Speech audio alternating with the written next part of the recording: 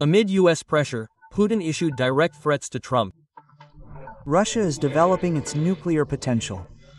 We have created and begun serial production of the Orshnik missile system. Russia finally has the Brevesny unlimited range cruise missile. Our country poses no threat to anyone. Washington secretly supplied Kyiv with long-range missiles for strikes against Russia. Regarding missiles, President Trump has reinforced Ukraine with long-range missiles, with a range of approximately 400 to 450 kilometers. Ukrainians are currently being trained to use them.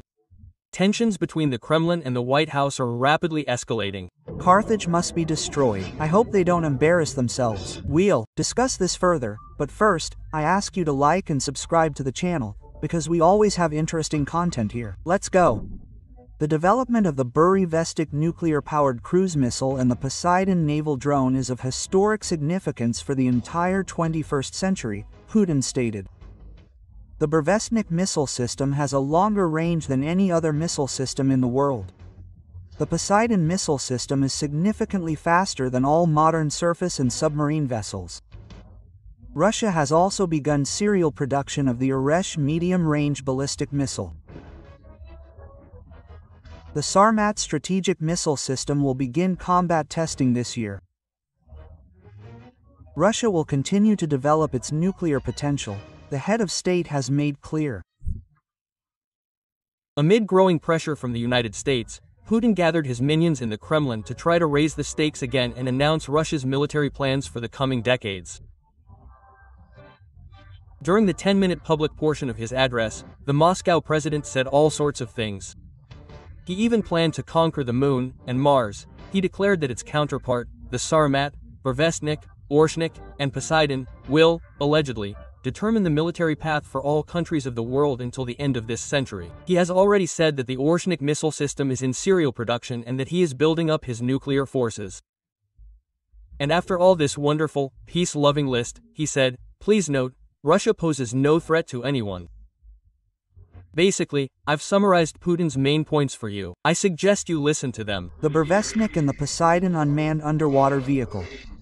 The result is, without exaggeration, of historic significance for our people.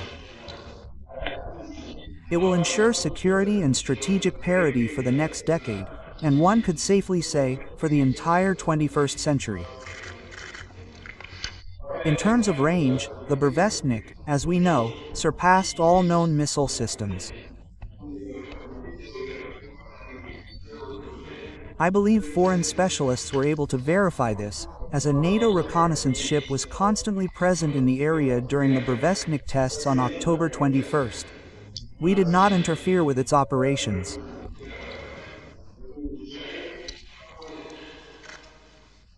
Let them see. A new generation of weapons is already being developed based on similar power plants. Moreover, development of the next generation of nuclear-powered cruise missiles has begun. Their speed will be more than 3 times the speed of sound, and in the future, they will become hypersonic. It's especially important that Burevesnik and Poseidon use only domestically produced materials.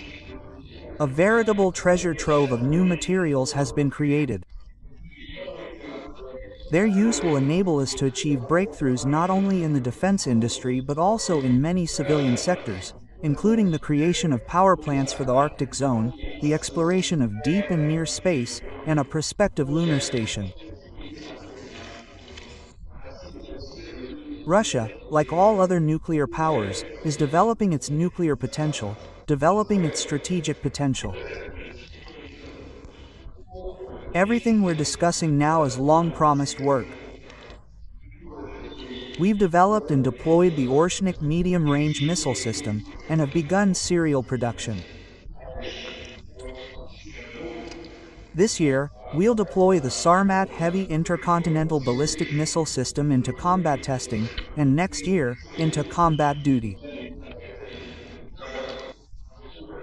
Finally, Russia now has the Burevesnik unlimited range cruise missile and the Poseidon unmanned underwater vehicle, both with nuclear power plants. Dear friends, our country poses no threat to anyone. I'd like to point out that, Aside from Putin's claims that the whole world now fears Russia and that some NATO ship allegedly observed the launch of Burevestnik or Poseidon, there's simply no evidence of the existence of these weapons. Although, it would seem so, if we recall those launches of new analog-based missiles in the years before full-scale deployment. Both the official Kremlin and its propaganda showed footage of the launches 90% of the time. Sure, not up close, but there was real video from a real test site showing a specific missile taking off. What do we see now? That's right, nothing. We see only computer graphics on Putin's propaganda broadcasts and hear only Putin's completely unsubstantiated words.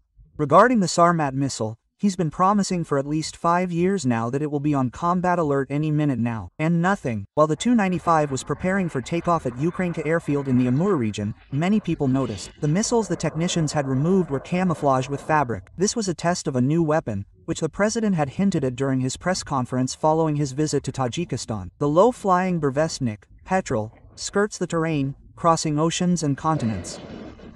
This is a demonstrated bypass of defensive lines.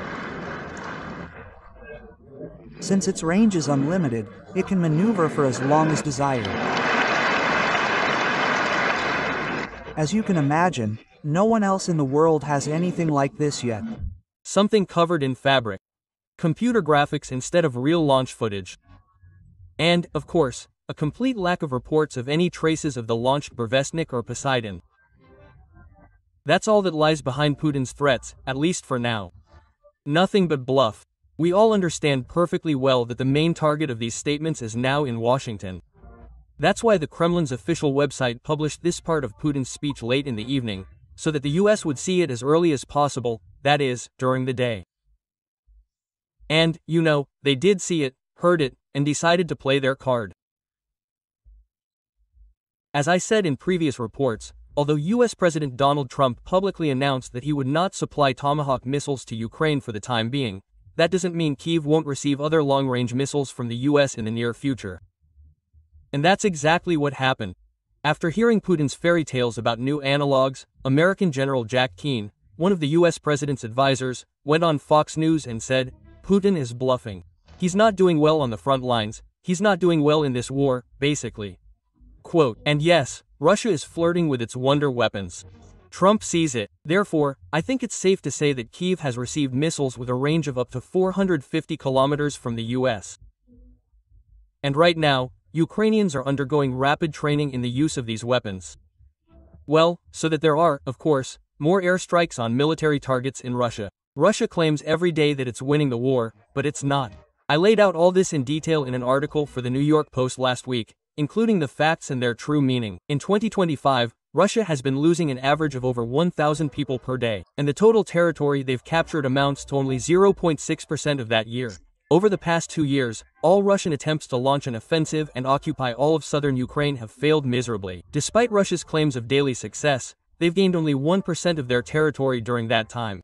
Since 2022, when Mariupol was occupied, Russia hasn't captured a single major city. So this is the Russian narrative, and we tend to accept it, even though it's exaggerated and completely false. Regarding missiles, President Trump has reinforced Ukraine with long-range missiles, with a range of approximately 400 to 450 kilometers.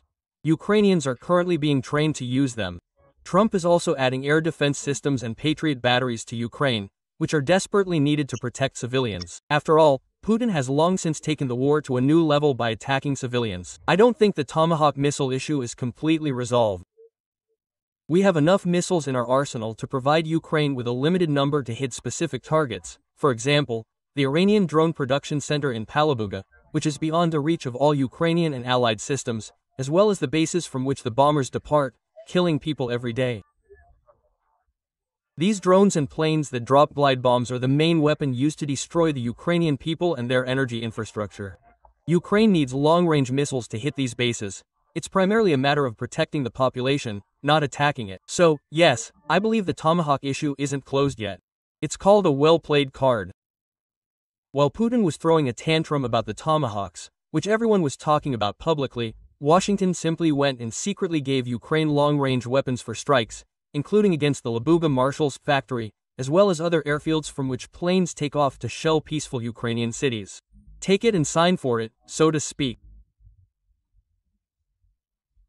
Judging by the characteristics Mr. Keane described, we can assume that he's talking about JASSM air-to-surface missiles, which can be launched from Ukraine's F-16s and are designed to destroy high-value, highly hardened, stationary and mobile targets in all weather conditions, at any time of day, and beyond the enemy's air defenses. Or he could be talking about RAM extended range attack munition missiles, which also perform the same functions. They, too, are launched from F-16s, also fly 400 plus km, and also operate in conditions of intense electronic warfare. If this assumption is confirmed, then you'll agree that this is an excellent reinforcement for the Ukrainian defense forces, and most importantly, it's extremely unexpected for Moscow. And there's nothing to counter them with in the current situation.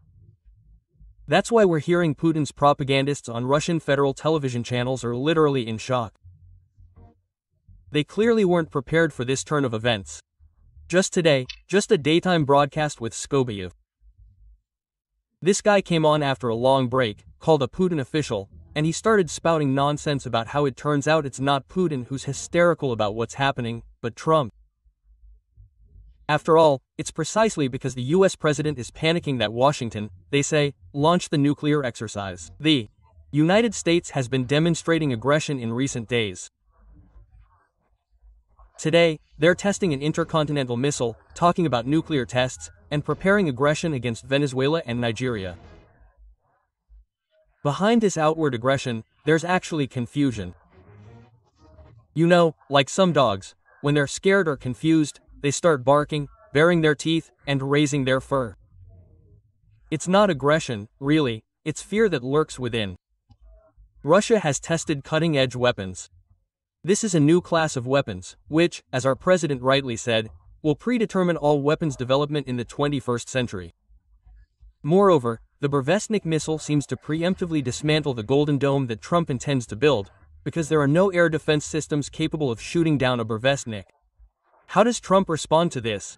I, too, will test an intercontinental missile and then conduct a nuclear test. But why?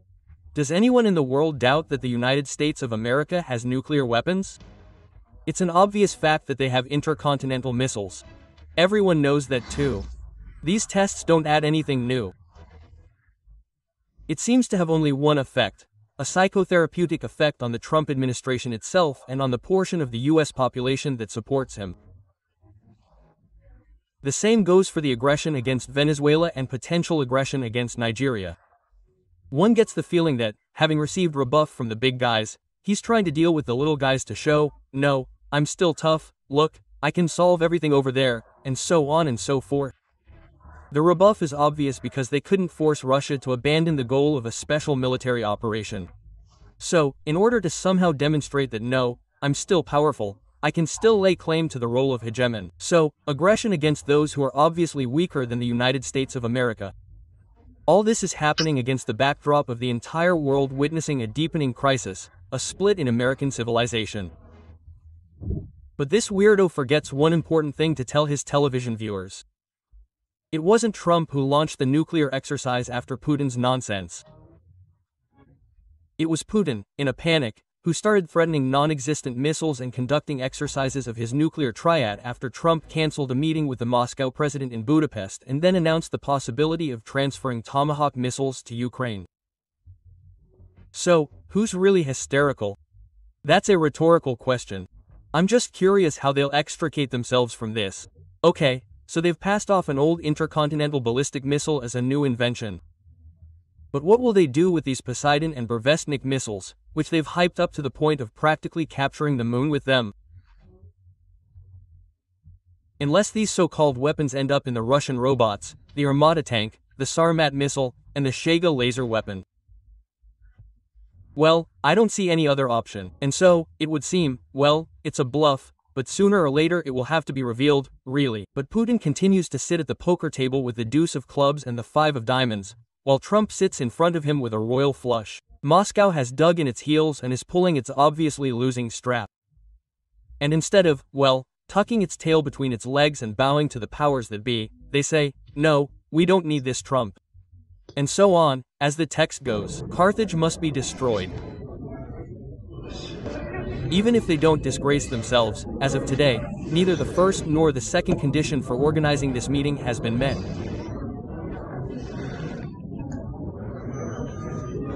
The foreign policy agencies are actively working on everything related to the substantive aspect of this kind of contact. And at this stage, our main priority is to ensure that the framework formulated by the presidents when they met in Ankara in mid-August is filled with concrete details. The situation is certainly ambiguous. Oh well. I'm sure there will be some resolution to this issue in the coming months or weeks. The United States has already conducted the first test of its Minuteman missile, which actually exists. And the United States has other types of weapons in the pipeline that could easily make the Kremlin shudder. Then we'll see what the bald creature in the Kremlin does. So, that's the situation for today, friends. We'll see how the situation develops in any case. Thank you for watching today, and see you soon.